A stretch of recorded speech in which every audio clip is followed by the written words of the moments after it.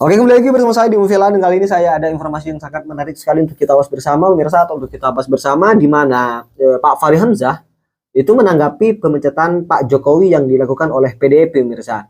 Fahri Hamzah itu mengatakan bahwa untuk mengabdi kepada negara itu tidak harus menjadi bagian dari kader partai apapun.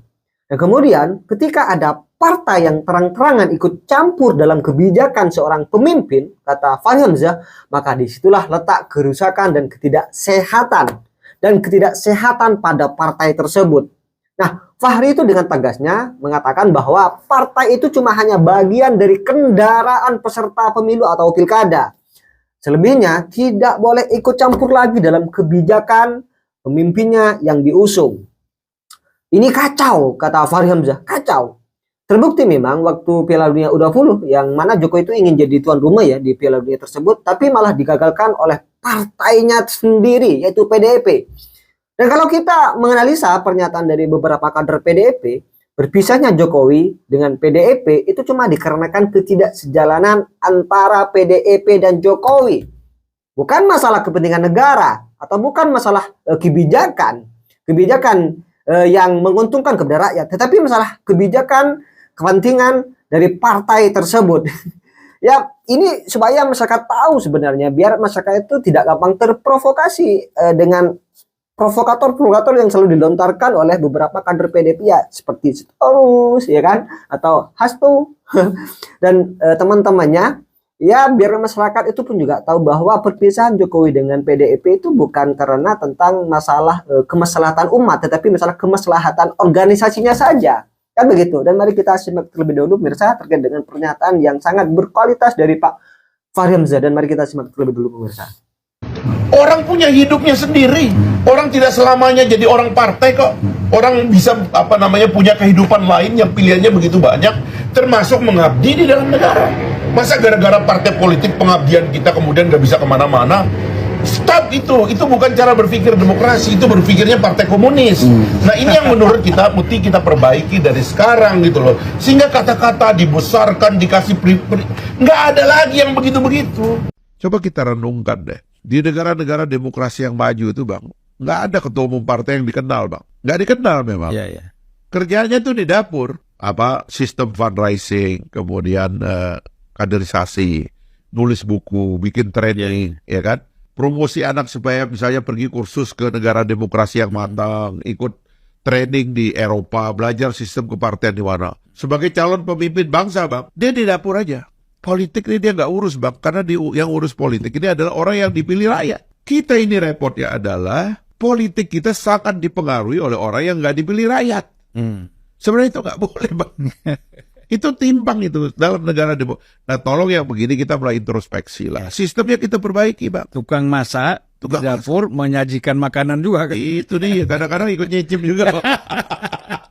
Nah, kemudian pemirsa langsung saja kepada Pak Bas ya, yang menanggapi tentang pembangunan IKN atau keberlanjutan IKN yang akan dilakukan oleh Pak Prabowo, pemirsa. Nah, sedangkan Pak Mahfud MD kemarin itu dalam salah satu kontennya itu pernah mengatakan bahwa Pak Prabowo itu tidak akan melanjutkan IKN. Kan begitu. Nah, sedangkan Pak Bas yang menanggapi tentang keberlanjutan IKN itu pas di hadapan Pak Mahfud MD, pemirsa. Sedangkan Pak Mahfud MD itu mengakui tentang seperti apa Pak Bas tentang kejujurannya. Ini sepertinya malu-malu lah Pak Mahfud MD. Dan mari kita simak terlebih dahulu, pemirsa. Iya, jadi saya harus menjaga betul berita tentang keberlanjutan IKN ini. Oke. Kalau dulu masih ada Presiden Jokowi sering ke sana, itu beritanya tetap hangat terus. Nah, sekarang saya harus mengusahakan agar berita itu tetap hangat.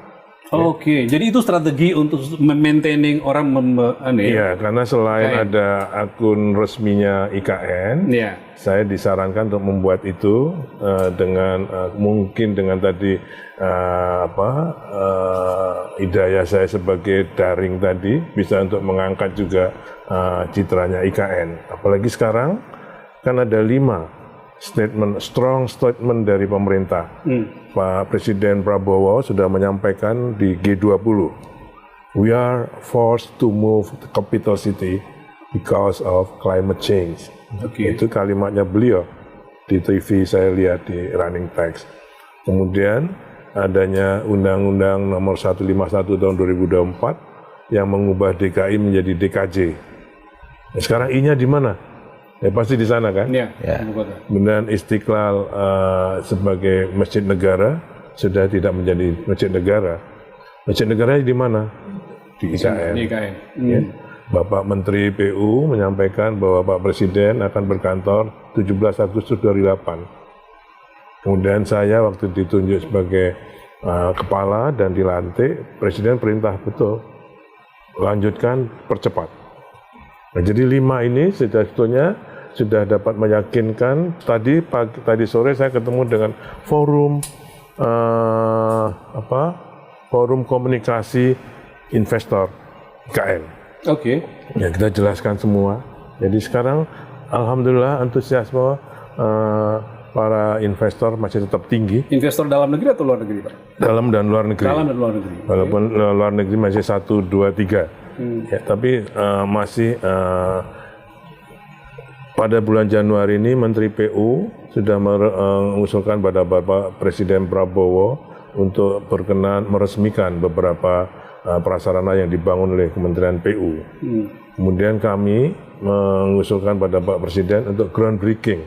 Ada sekitar 5 groundbreaking dengan total sekitar 6,5 triliun. Nah, mumpung Pak Bas bicara soal IKN, lagi rame Pak, laporan utama majalah Tempo. Wawancara majalah Tempo dengan Aguan, yang kira-kira intinya mengatakan bahwa saya melakukan itu, investasi itu di situ karena Perintah. menjaga nama baik Presiden, perintah Presiden. Apa tanggapan Pak Bas? Saya kira, ini saya pribadi, para investor itu, swasta itu, kalau mau menginvestasikan uangnya, pasti sudah dihitung Risikonya? risikonya. Oke. Dan dia tidak mungkin kalau dia akan rugi akan investasi. Itu ratusan miliar, mungkin triliun. Jadi nggak mungkin itu hanya sekedar perintah dan menurut saya. Ya. Ini apalagi dengan sudah keberlanjutan sudah diyakinkan betul akan pindah, itu sudah pasti menguntungkan ke depan. Oke. Udah pasti.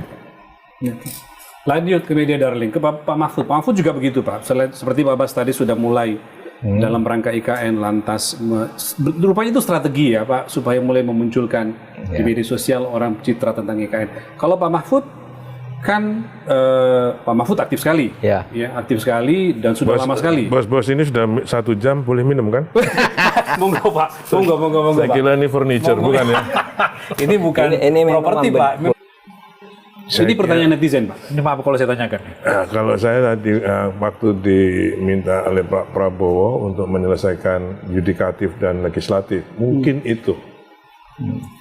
Jadi kalau saya sudah selesai itu kan 3 atau 4 tahun, umur saya sudah 74. Legislatif yudikatif itu bangunan di sana, di IKN ya? Iya. Oke. Itu kan kira-kira 3 tahun kita selesaikan, habis itu kita serahkan.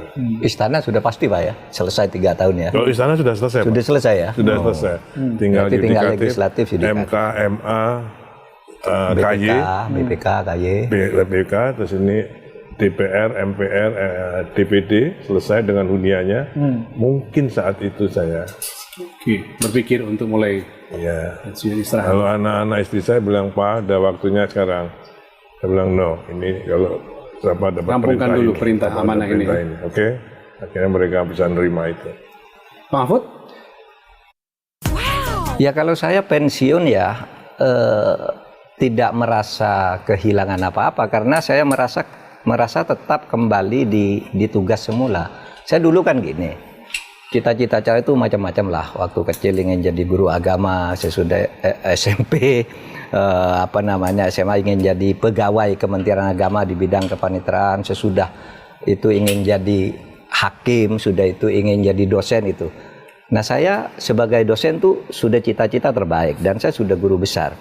Nah sesudah itu saya saya mendapat lebih dari situ, menjadi menteri lagi, lalu ke MK, lalu ke BPIP, lalu menteri lagi gitu. Sehingga ketika ini habis, ini kan masih dosen nih saya. Jadi saya kembali ke sini aja, tidak kehilangan pekerjaan. Kalau saya turuti setiap hari saya harus berceramah di mana-mana, memberi kuliah umum di mana-mana. Tapi saya batasi gitu. Karena saya punya kampus sendiri di mana saya harus stay gitu ya, standby di sana untuk secara rutin mengajar, membimbing disertasi dan seterusnya. Sehingga saya tidak berpikir kapan akan pensiun, biar Tuhan aja yang menentukan. Mengalir saja begitu. Mengalir, ya? Artinya saya tetap tidak kehilangan induk, karena saya juga jadi pejabat selama 25 tahun berpindah-pindah itu, dari legislatif, eksekutif lagi, yudikatif gitu. Saya tidak pernah berhenti mengajar. Saya tetap mengajar, kalau Sabtu, Minggu, Senin pagi balik gitu. Sehingga ketika ini selesai tugas-tugas jabatan kenegaraan itu ya kembali lagi aja mengajar ke masjid-masjid gitu, dengan LSM gitu, sering berdiskusi. Nggak berpikir pensiunnya kapan. Pensiun itu kan tidak ada titik tertentu. Pada waktunya nanti juga akan ketemu juga. Tidak ada titik tertentu, akan terjadi sendirinya pada saat. Saya juga pengennya nanti kalau habis pensiun saya ngajar. Teman satu aja. Satu pelajaran. Apa, Pak? Yang saya sebutkan itu geohidrologi, sesuai dengan kebiasaan saya. Untuk supaya nggak ada kan yang namanya kiai itu pikun. Iya. Karena terus baca dan ngomong. Ya. Nah, saya pengen ngajar satu aja supaya terus berpikir. Ya. Oke, satu lagi Pak, terakhir nih. Otentik. Pak Bas dan Pak Mahfud itu menurut teman-teman saya diskusi, satu kata untuk Pak Bas dan Pak Mahfud yang menyamakan mereka, otentik.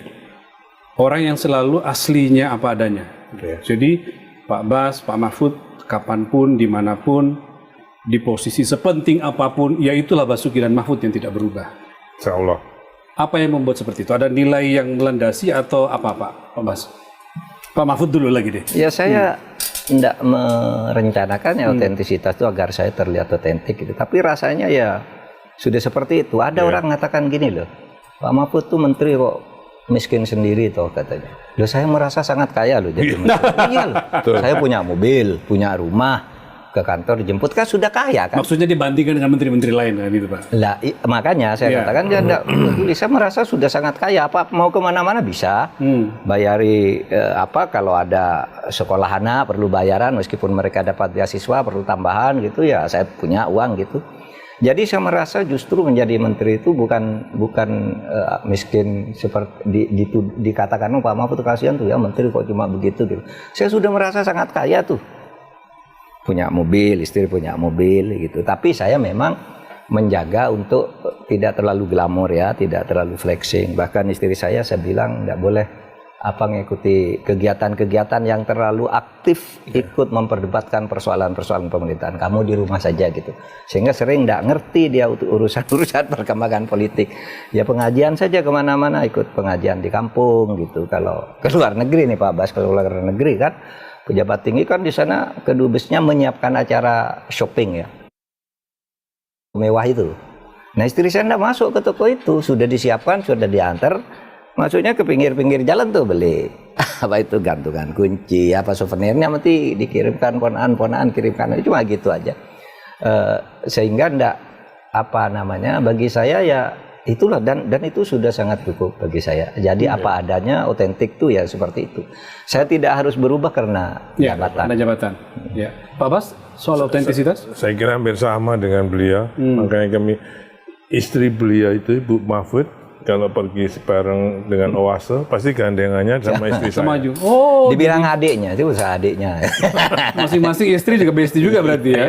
Ya istri dekat karena sekali. sama jiwanya gitu. Sampai ke anak-anak saya yang cewek-cewek itu ya nggak ada yang namanya mau wanita karier itu nggak ada.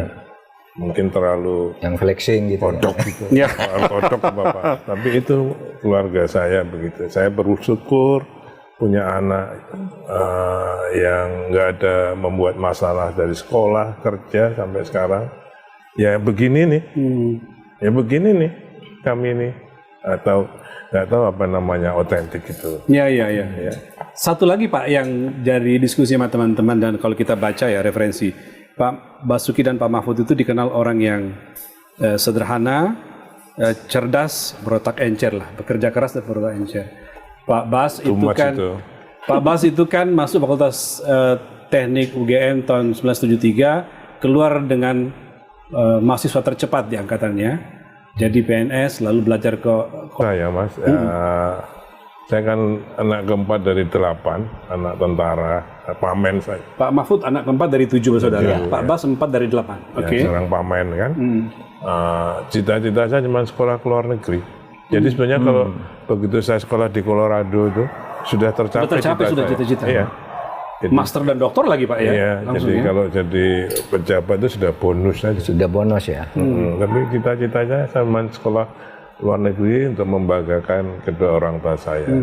Gitu. Tapi apa tips Pak buat generasi muda? Ya, seperti apa komentar kalian pemirsa, tulis di kolom komentar. Dan sekali lagi pemirsa, jangan lupa tekan tombol subscribe-nya biar kalian juga tidak ketinggalan informasi-informasi terbaru dari channel ini. Subscribe Mobil A, dan salam demokrasi dan salam NKRI.